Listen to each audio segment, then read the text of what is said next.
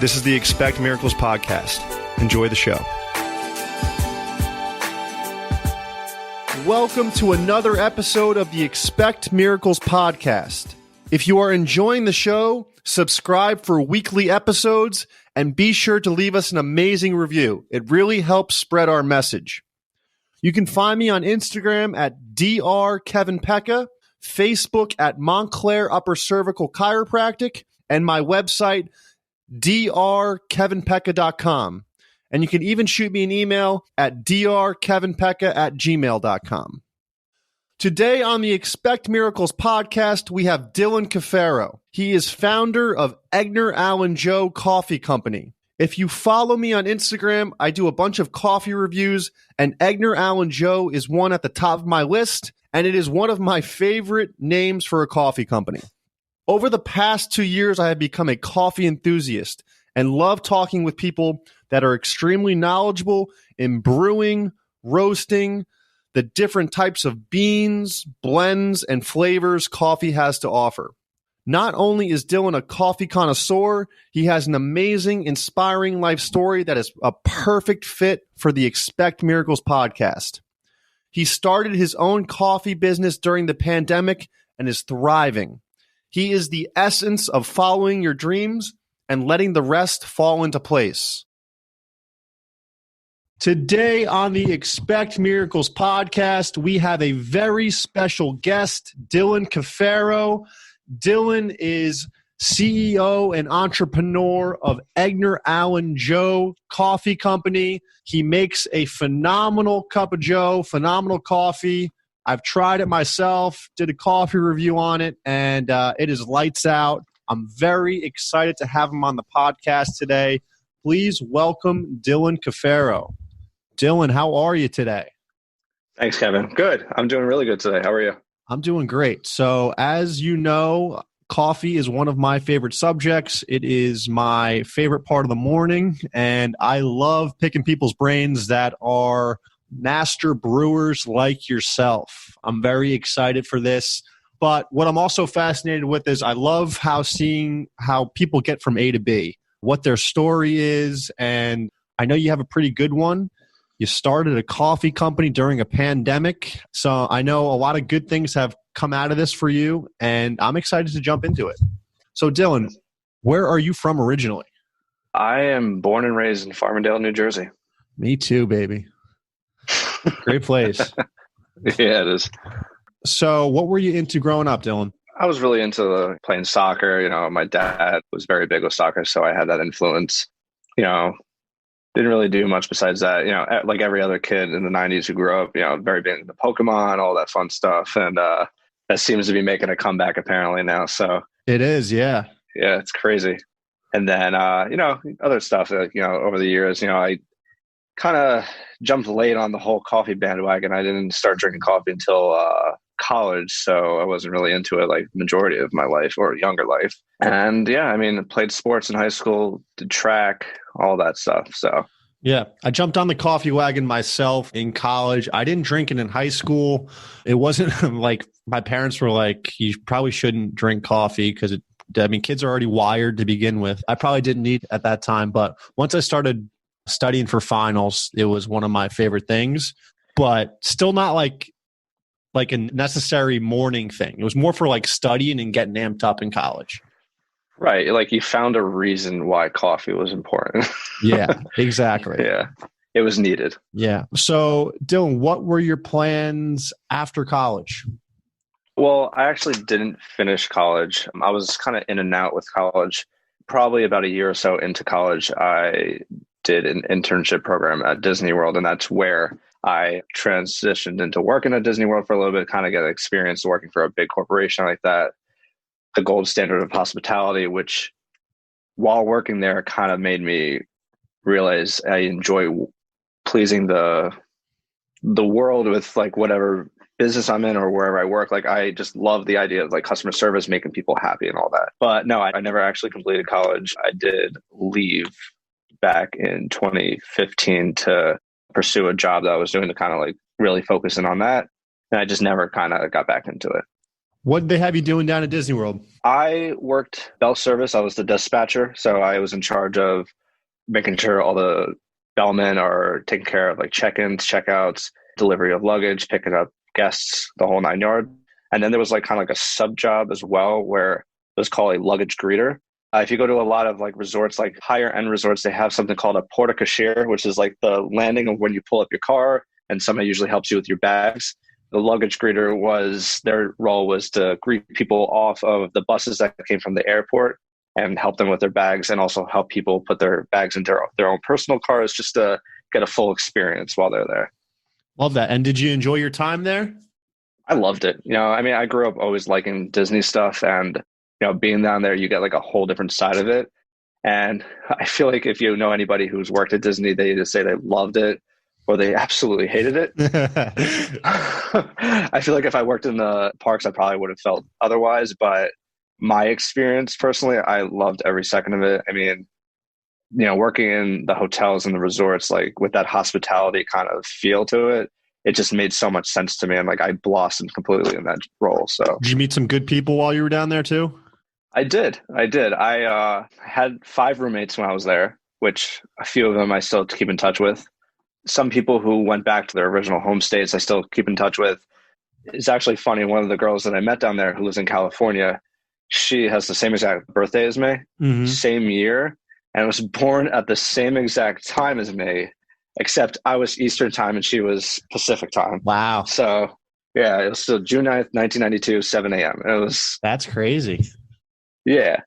But, I have lasting relationships with these people that I'm never going to not talk to. So I'm appreciative of it. Very cool. What did you decide to do after you were done with Disney World? After Disney, because it was a temporary internship, went back to my high school job that I was doing because I couldn't find a job when I came back. So I did that. And then shortly after that, I fell into banking for a little bit. So I was in there for a few years. And that's where I kind of transitioned there. And then over the years after that, kind of went from like other jobs, worked in wireless, worked at AT&T for a little bit.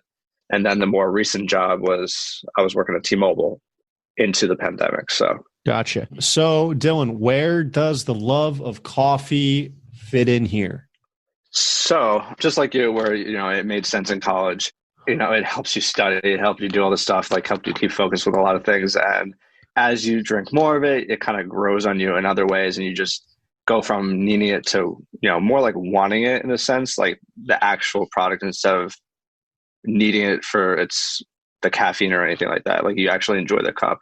And from there, like it just, was kind of interested, enormously interested, but, mildly interested on like, different ways of making coffee and like understanding it. Like what's the difference of light roast? What's the difference of dark roast? I was always under the impression that dark roast was stronger, but that's not the case. Like dark roast may taste stronger, but it actually technically has less caffeine than light roast. That was actually one of my questions for you. I was going to ask if that was a myth or not. Does light roast coffee have more caffeine in it? It does. In its natural state, the green coffee bean has like the most concentrated amount of caffeine. And as you roast it and the longer it roasts, the more caffeine gets burned off. It's different with some places, like for example, Starbucks. They make sure that like if you walk into a Starbucks and they have like their medium roast on tap and their dark roast on tap, technically it's going to have the same amount of caffeine level because the way they level their scoops, they make sure the caffeine level stays the same across the board. Ah, okay. It's clever. And I only know that because I used to work at Starbucks. So, all right, Dillon, very blunt question here. How do you feel about Starbucks coffee? Indifferent. I mean, I don't think it tastes that good, to be honest with you. It definitely has the caffeine bump, but I don't think it tastes relatively good.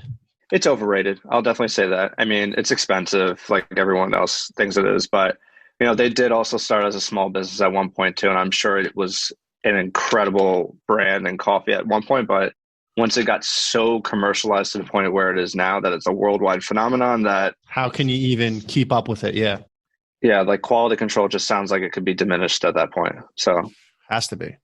So that's interesting. You worked at Starbucks. What was that experience like for you? Did you learn a ton about coffee, how to roast it, how to brew it, all that?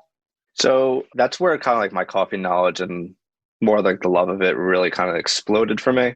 Roasting, not so much. I mean, they teach you certain things while you're in the job, but you don't like have a hands-on thing because they don't have roasters in. Right. You're just delivering, making the product, right? Exactly. But you know what? Like I did learn a lot of different things. I figured out what the difference of a latte was to a cappuccino, to a flat white, to a macchiato. Like you learn so much, even as a commercialized coffee shop as it is, you still learn more than you would not working in a coffee shop. I learned like the whole light roast, dark roast thing. Like that's where like most of my information kind of like came from, like learning different brews, different ways. And one thing when I worked there, because, once I like something, I want to know everything about. It's like an obsessive thing that I have. And there's this program that Starbucks offers called is the Coffee Master. If you ever been to a Starbucks with a employee that has the black apron, they went through a program called Coffee Master where they teach you the ins and outs of every brew they have, and you have to like help educate your team to understand like the flavor profiles and the weight of the coffee and how it is in the palate, and just so much that goes into it. And I attempted to go through that program, but I just circumstances told me not to stay at Starbucks anymore. But I am grateful for working with them because I learned so much about the industry and coffee itself. And I don't regret working there. Like I really do enjoy the fact that I can say I do, because maybe I wouldn't be where I am now. How long did you work there for? About a year and a half. Nice. So you are working for T-Mobile. We're working for T-Mobile during the pandemic?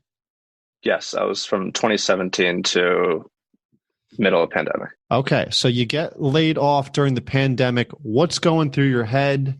I'm sure there was a lot of ups and downs, feelings of being scared, fearful, things of maybe I got some freedom now. Maybe this is a good time to jump on some things I've always wanted to do. What is your thought process as T-Mobile came to an end? It was a lot to take in because you put in a lot of work and time into the company, and then it just happens out of nowhere. I had a lot of emotions. Like I was kind of relieved at the same time, kind of scared, unsure of what the future was going to hold. Like, what do I do? Like just so many people in the country having a hard time getting a job, or other places even hiring, you just go through a lot. And then you kind of stumble across, old ideas. And, I've had this dream of starting Edgar Allan Joe for quite some time. And I kind of thought to myself, like I gave myself like a week to just reflect on what happened and everything.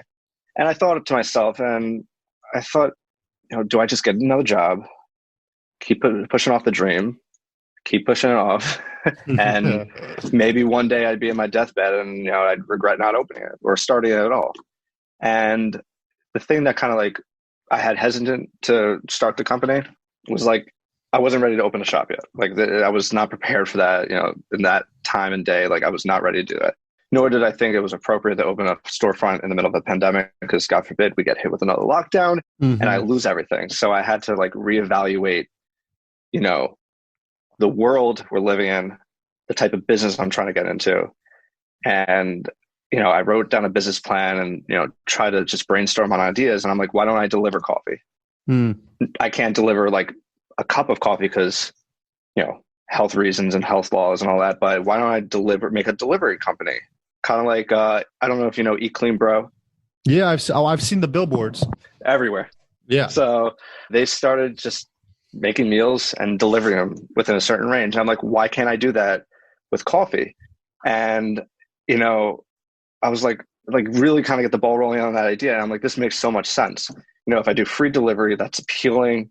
I don't have to charge people to hand deliver, because just, it gives me that competitive edge almost to like, let's say DoorDash or something. Mm-hmm. It may be like a pain point at first because, it's a new business, but it's adding convenience to people. And it was a clear idea for me. It just made so much sense. I ship coffee too. And I figured this would be a good way to really, create the brand, one, and two, just kind of create a following at the same time. Because as I transition from this to the next parts of my business, it's just going to come natural to people to just follow the other parts if they love what I'm doing. Dylan, where does the name come from? Because I honestly, I'm not just pumping your tires here. That is one of the best names for coffee I have ever heard. Edgar Allan Joe. Amazing. Thank you. It means a lot. So in Disney for a while since high school. Like I was never into, or my life, I was never into like literature. And once you get into high school, you start learning about Edgar and Poe and all these other authors. And the only one that kind of like stood out for me was Poe. Like his writings just attracted me to it a little bit more than the other ones. It made more sense. Like everyone knows The Raven, that's obviously the most infamous one. And it just kind of, it was easy to read to me compared to the other one. So I always enjoyed like reading stuff about him. He's American literature. So like, he's from our country. It's just nice to have all that together. And when I worked in Disney, one of my roommates was a huge Poe fan. Really? Like enormous, like overwhelmingly. Yeah. I was like making coffee, something like that. And he asked me to go get him like a cup of Joe. And, I haven't heard someone call something a cup of Joe in like years. Like last time I think it was when I was a kid and my dad got a box of Joe at Dunkin'. Mm-hmm. And, after like 5 minutes, it just came over. It was like a light bulb just came into my head. I'm like, how's language on here? Is language good, bad? Like, is this a family oriented podcast?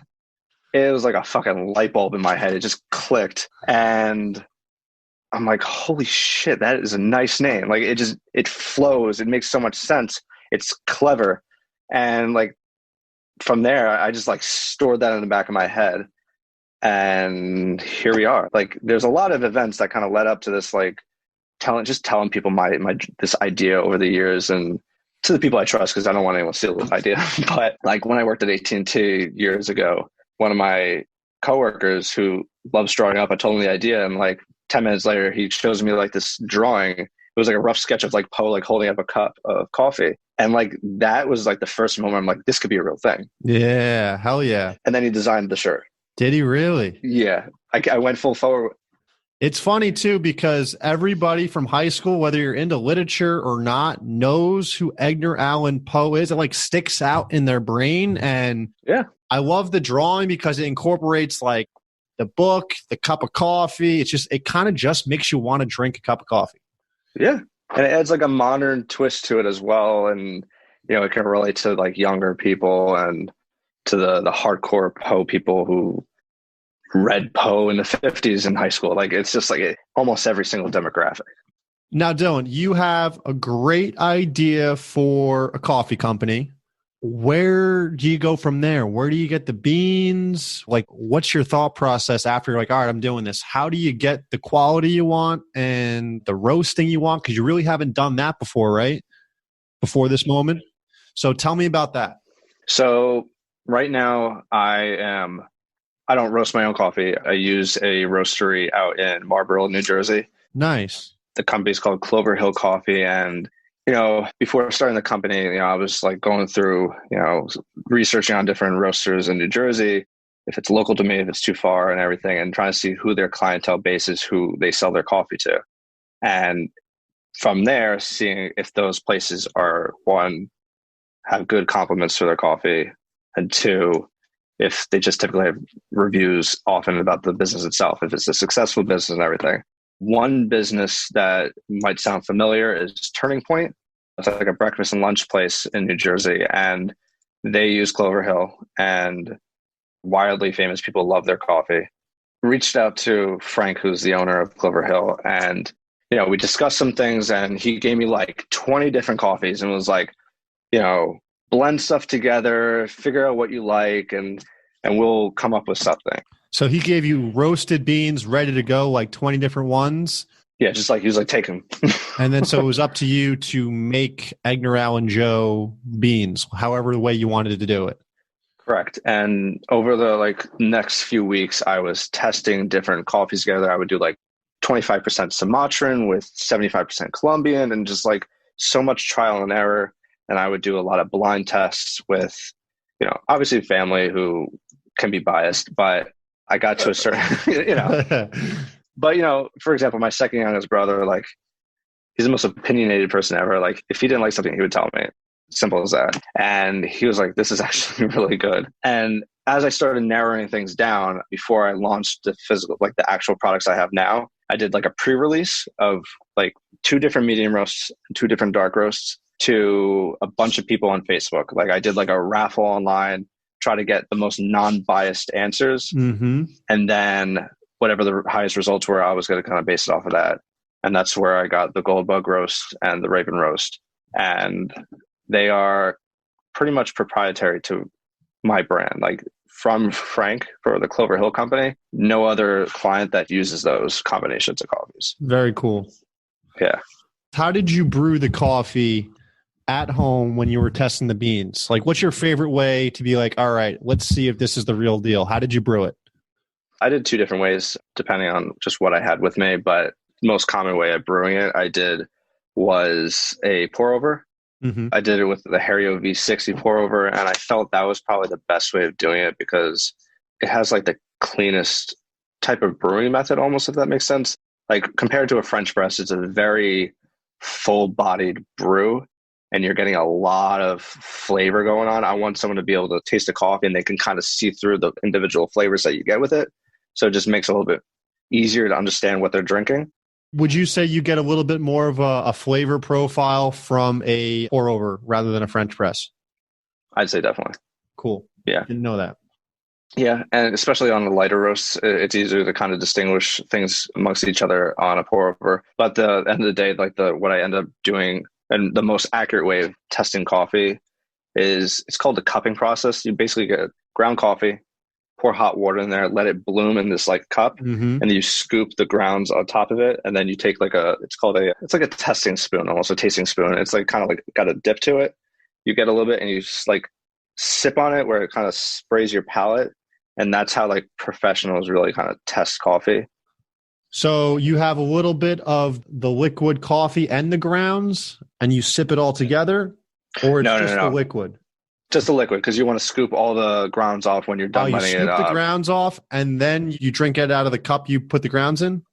You drink it out of the spoon. The spoon, okay. So you'll have 2 spoons per cup, essentially. One to kind of get the grounds off. The second spoon will be where you take a little bit and taste it. Nice. Mm-hmm. Very cool. And doing all that kind of got to where I am. When did the first batch go out? When was that?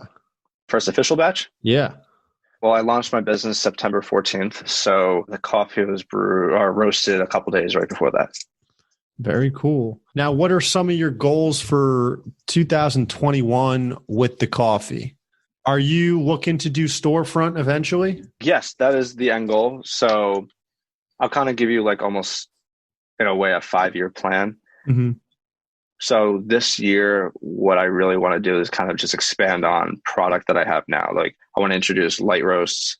I want to introduce more flavored coffees, even though I'm not into it, but I know the consensus is that people love flavored coffee. So, appeal to the masses kind of thing. Mm-hmm. I also want to create like a kind of a sample box where I have a light, a medium, and dark at smaller sizes so people can pick what roast they like going forward instead of kind of like playing Russian roulette with coffees if they're not sure. So they buy the box, they try them 3 out and they determine which ones they want, or they can get all 3 if they want. So that's going to be kind of like my goals this year, expanding on like my products and my inventory, also expanding to other stores. So right now I am working on possibly a deal with this donut shop in Freehold.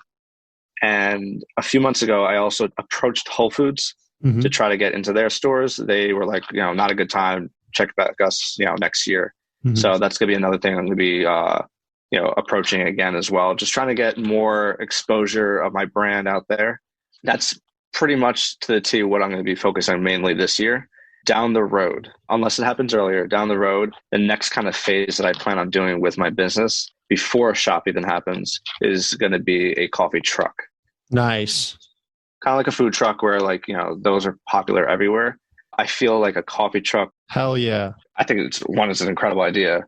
2, it's great exposure. And 3, probably the most important part of it, I feel like it's going to be a nice transition to go from the kind of business model I have with what I'm doing now to be able to sell individual cups of coffee and kind of get familiarized with doing that before I open a full-fledged store. Yeah. So it's kind of like a in-between of what I'm doing right now. A coffee truck's a great idea too, because your overhead will pretty much just be the truck. Like you don't have to put an oven in there. You don't have to get all fancy cooking equipment. You just need whatever you're brewing. Obviously make it look good in the setup and you can go to town. That's awesome. Just a matter of dealing with townships. Yeah, exactly. So Dillon, what kind of beans do you like? What are the differences between the beans? There's like Papua New Guinea, there's Colombian roast, there's just a ton of different beans. Which ones do you like to go for? And what's the difference between the beans? Ethiopian. There's so many. So many. Honestly, I think African coffee is actually some of my favorite because it tends to be a little bit more bright and fruity almost compared to like the more like savory taste you get in like Latin American coffees. Like you get a lot of like nuttiness, chocolatiness from like Latin American coffee, and even comparison to like the Asian area where a lot of that's like earthy, like Sumatra is very earthy type of coffee. But surprisingly, yeah. So I'd say Kenya is probably one of my favorites. It does have a bit of like it depends from farm to farm, like, and how it's grown and the wash process. There's so many factors that go into the tastes. But on average, like, most Kenyans have like a very like chocolatey yet fruity kind of like notes to it. But one of my other favorites are Papua New Guinea. And that's why I put it in some of my coffee right now. I feel like as earthy as Papua New Guinea can be, it also has like a very bright aftertaste almost. And I think what contributes to that is that a lot of plants from Papua New Guinea came from Jamaica. And as a lot of people know, like one of the most expensive coffees in the world is Jamaican Blue Mountain. It averages around $60 a pound, which is pretty insane. And it's such a hard coffee to like harvest. That's why it's so expensive. But years ago, there were people that took the plants from Jamaica and actually shipped them to Papua New Guinea and just plant them there because they have almost similar environments. But for some reason, it grows and tastes, to me, much better in Papua New Guinea than it does in Jamaica. Really? And the other benefit is that it could be sold a lot cheaper in Papua New Guinea. So that's probably two of my favorite places is either Kenya or Papua New Guinea. Maybe Costa Rica because it's got like a very nice balanced taste to it. So is there anywhere you can go in New Jersey or anywhere in the country where you can just like go and taste a bunch of different coffees? Is that like an option? There are some coffee facilities that you can go like do like a taste testing if you want. Like there's a place up in Plainsfield, New Jersey called Royal New York Coffee. They have like a coffee lab like facility next to their normal building.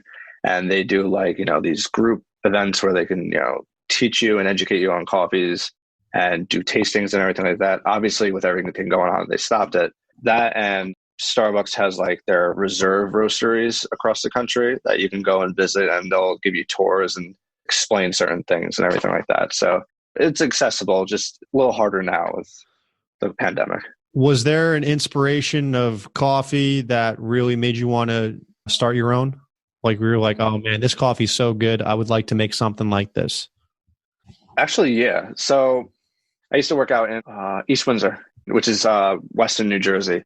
And there was a little coffee shop called Grover Mills Coffee Shop. And the theme is probably close to mine because I think I'm going to have the best theme ever. Very, very cool theme to it. So real quick, Grover or the East Windsor area is actually, if you heard the movie War of the Worlds or the book, it's actually based off of that area of New Jersey. Really?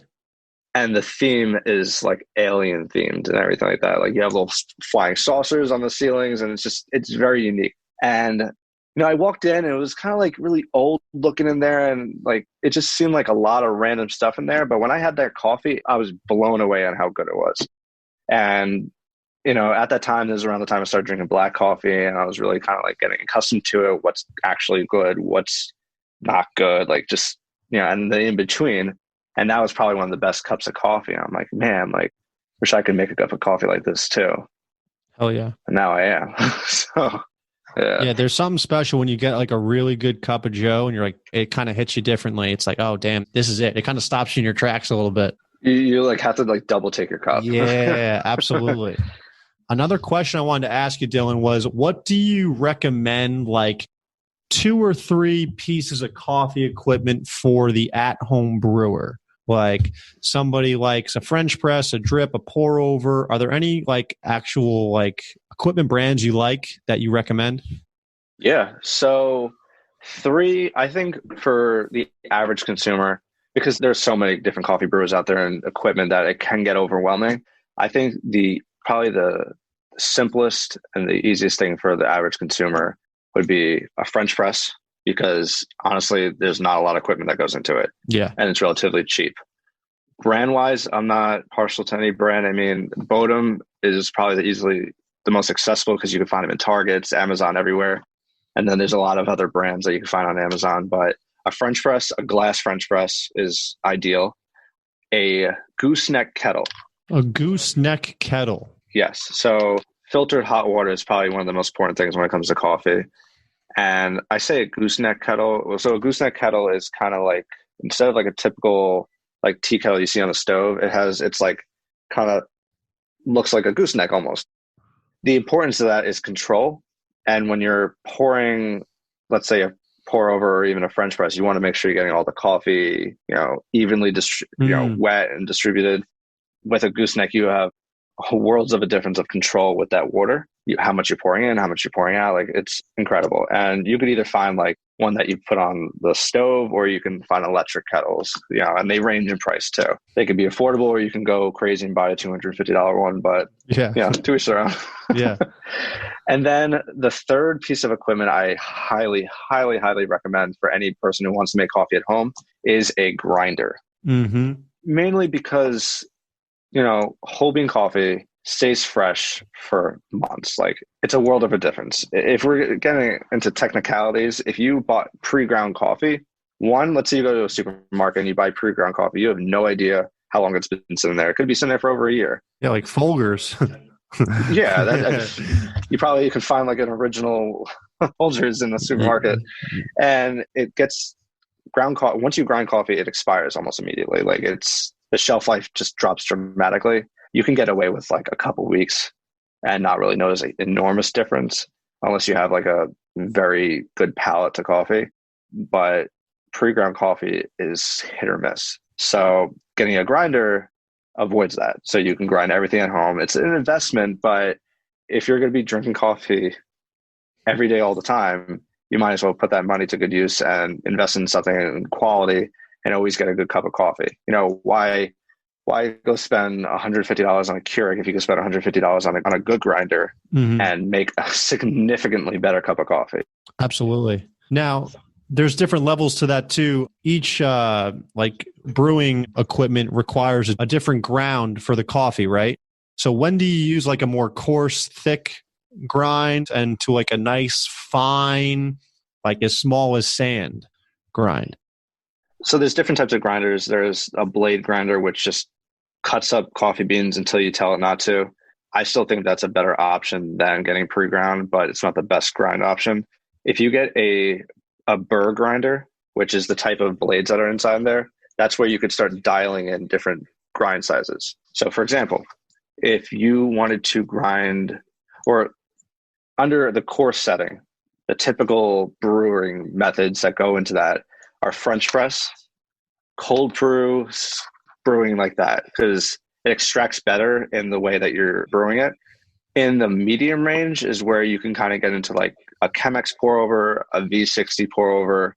More on like the medium fine, you could even do like a mocha pot, which is like those stovetop look at espresso makers, like the old school, like if your Italian mother made like decades ago. Like the percolators? Kind of. It's like kind of like that very aggressive looking thing that you put on the stove. It's like metal looking. It's got the two pieces on the top, and then it comes out through like a fountain like this. Yeah. So like, I know from my Italian ancestry that a lot of Italians like always did that, and they called it espresso, but it's technically not. But regardless, can't tell them that though. They'll roll in their graves or something. Then once you get a little finer, you can get into like the espresso. So when you go to a cafe, or let's say you have an espresso machine, like the coffee that's in those pods, or you go to a cafe, like the ground is just like sand, or even finer than sand. It's like if you rubbed it with your fingers, it would like get caught into like your fingerprints. That's how fine it is. And the reason why that's important, because once you get into espresso, you put the coffee under a certain amount of pressure and it extracts just well that way. And then at the most extreme end to it, the finest typical coffee that you can grind is Turkish coffee. Hmm. Turkish, and don't tell the Italians this, is technically a much stronger cup of coffee than even espresso. And the reason is because you're at the point of the coffee being so fine that some of the grinds are actually dissolving into the hot water. Wow. That you're absorbing even more caffeine into it. That's a whole nother cultural thing, like Middle East and everything, especially in Turkey, really use that method. And it's such a unique process of making it because you have this big vat of like hot sand. And to those possibly watching this in the future, if I mispronounce this, I'm sorry, but I think it's called an ibrik. It looks like a little like cup with a handle. You put the ground coffee in there and hot water in there, and you just rotate it in hot sand. And the point of that is it evenly heats up the coffee and the water at a consistent temperature, and it bubbles up, and that's how you make the cup. So it's really unique. But those are typically like the standards of like extra fine, fine, medium, and coarse when it comes to like brewer methods. And Dillon, if you could travel to any part of the world, any country, not like to the farms or anything, but just to enjoy like coffee culture of a country, what are a couple places you'd like to visit? Oh, that is a tough one. One, Turkey, because I really want to kind of like get that full experience of how the culture just handles that type of brewing method. And, you know, that side of the country, the coffee is handled differently. Honestly, Ethiopia, probably for me, because one, that's supposedly, there's really no way to pinpoint it, but supposedly it's the origin of coffee. This is a very interesting story, but I feel like it being like where the coffee kind of came from, you know, there's got to be some kind of amazing culture there with like, you know, maybe shops or not. But outside of those two, I would definitely say either Italy or France. I mean, like, you know, you always see like those picture perfect like cafes in a small little street in Italy or France, and someone just enjoying like cappuccino with a croissant with like the Leaning Tower pizza or something like that. Like, it's just, it seems so like, you know, picture perfect almost. Yeah. That it may not be like an everyday thing, but you got to experience it like once in your lifetime kind of thing. Absolutely. That's another kind of question I wanted to ask you too. Sometimes like just a cup of coffee in a beautiful spot just almost puts you in kind of like a meditative state. It's just like you got the great cup of Joe, you're in a beautiful place, and it's just hitting all the right spots and feels. Is there a spot where you like to have your morning Joe, or a place you frequented where you're like, this, everything is just coming together right now? It's not an everyday thing, but in front of my house, we have like this little porch with like a swing almost. And when it rains or when it snows, you will always catch me out there. Hell yeah. Every single time. Because it's like, I find rain and snow just so like peaceful and relaxing. You know, it's so chaotic out there, but like where you are, you're so close to that. And it just makes so much sense. And it's just, I feel at peace a little bit more. Absolutely. My days are significantly better when I could do something like that for 15, 20 minutes, really enjoy the cup of coffee, and then start my day. It's a morning ritual, and that's it. You know, everyone has their own little special thing, but, you know, coffee really brings everything together in the morning for you. 100%. And Dillon, how many cups of coffee do you drink a day? You know what? There's no clear-cut answer. It ranges. I will never have zero. I'll always have at least one. There's days where I'll have 1 cup. There's days where I'll have 4. It depends. I mean, if I'm busy, you know, I'll have my morning cup of coffee, but if I'm busy throughout the day, like there's more coffee definitely involved. If I have like a kind of like calmer day, I'll stick with the one in the morning and I'm pretty much good. Love that. So Dillon, where can people find you online, company name, website, where you're located, and how do we get these people a fantastic cup of Joe? Website would be edgarallenjoenj.com. That would be, I don't know if you want me to spell it or not. I mean, we'll put it in the show notes and everything. Cool. Yeah. So edgarallenjoenj.com. Social media is edgarallenjoenj for the most part for both Instagram and Twitter and Facebook. And we are located in Farmingdale, New Jersey. You know, it's not a physical location you come to, but that's, you know, if you're looking to get it hand delivered or anything like that, if you live close by, I got you. So that's where you can get a best cup of coffee, because we will guarantee that if not in your top 3, you're number 1. So can people from out of state get it? Email it out? Anybody in the 50 states of the United States can get it. Hell yeah. Absolutely. Dillon, at the end of every show, I like to ask all my guests, what is one piece of advice that has really resonated with you over the years that you would like to gift the audience? Could be absolutely anything. Don't give up. And as cliche as that sounds, Mm-hmm. I mean, life has really kicked me on my ass quite a few times in my short life so far. And there's so many reasons to let yourself just stay down. Mm-hmm. But you need to always know there's never a reason to give up. It is so much easier to just give up than not, but the rewards of not giving up are incredible. I could have just given up on the idea of it and just be like, I'm gonna get another job. Like I lost my job, or I got fired, or whatever the case might be. I could have just stayed a comfortable life, keep on getting a job. But, I didn't give up on the idea, and you got to just go for it. You cannot settle ever in life. I mean, you get one. Absolutely. You only get one life, man. I mean, it's easier said than done, but you have to just keep convincing yourself every single day. You got to be your own best fan for sure. You have to. When everyone else isn't, you have to be. And there's such a beautiful slice of happiness when, you go through all this stuff to make a company, make it successful. You hit so many roadblocks, up and downs. And then when you get that little sliver of, oh shit, this is coming together, there is nothing quite like that true peace of happiness. You can't bottle up the feeling. It's just overwhelming joy for you. It is. And I won't lie. I mean, since starting this business, there have been quite a few times where you just feel like you want to give up, and you have bad days, and you have days where you haven't gotten any orders, or you don't feel like your business is progressing. And then you talk to somebody about your business and they just compliment it up and down. And they're like, we're so thankful that you exist. You brought us coffee and this, that. And it's just another reminder. And you have to just remember those moments are the reason why you shouldn't give up. I'm not just giving up for my own sake, not giving up for my customers. I'm not giving up for the people that believe in me and the people that want to see this business turn into something even bigger. People love this brand. I don't want to fail them either. They almost become your business as well. And just keep going. That's it. You got to keep trucking forward. Absolutely. Well, it was a pleasure meeting with you a month or two ago. Thank you so much for sending the coffee. It is a phenomenal cup of coffee. I'm not just saying that. I was kind of shocked. You reached out to me, send me coffee. And I was like, oh, okay. And then I tasted it and I gave it to my girlfriend too. And she's got a great palate for coffee. We both absolutely loved it. And it was really an honor to have you on the podcast. You're very knowledgeable about coffee. You love what you do. And you're just doing big things. And I appreciate you taking the time and laying out your story. I enjoyed it thoroughly. Thank you, Kevin. I'm grateful to be here. I appreciate you inviting me. Absolutely. So go get a cup of Edgar Allan Joe, NJ. You will not be disappointed. He's got the couple roasts there. He's got a medium and dark roast, right? Medium, dark, and to those who enjoy decaf, we have that too. Nice. Yeah.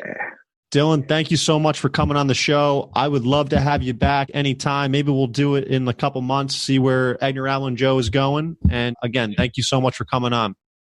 Thank you. Thank you for inviting me. Thank you, everyone, for listening. If you enjoy the podcast, subscribe, give us 5 stars, and leave a review. It really helps boost the podcast and spread the good word. My chiropractic practice is located in West Orange, New Jersey at Montclair Upper Cervical Chiropractic. You can also find us on Facebook at Montclair Upper Cervical Chiropractic.